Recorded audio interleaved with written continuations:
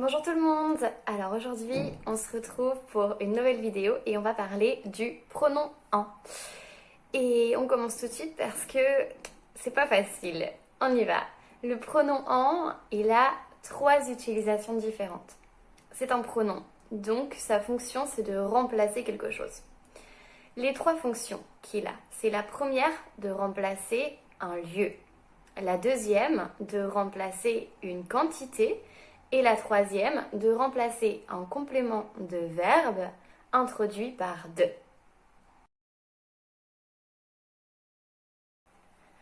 Première utilisation, donc le pronom en pour remplacer un lieu.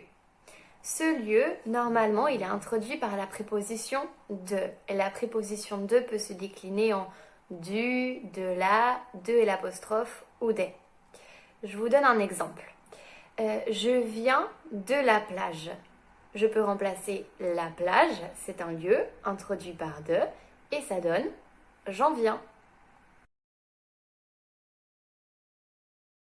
Le pronom en qui remplace une quantité. Cette quantité, elle peut être précise ou imprécise. Je vous donne plusieurs exemples.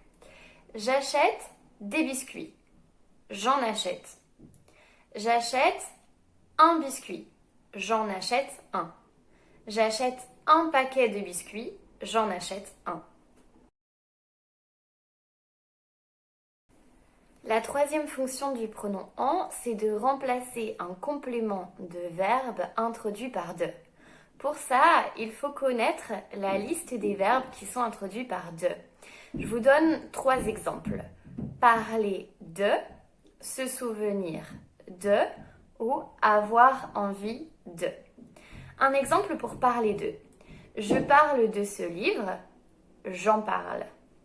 Pour se souvenir. Est-ce que tu te souviens de ce livre? Ah oui, je m'en souviens. Ou pour avoir envie de. J'ai envie d'une glace, j'en ai envie. Voilà, j'espère que cette vidéo vous aura servi à vous remémorer un petit peu cette grammaire qui n'est pas très facile, mais pourtant très utile quand on veut bien savoir parler français.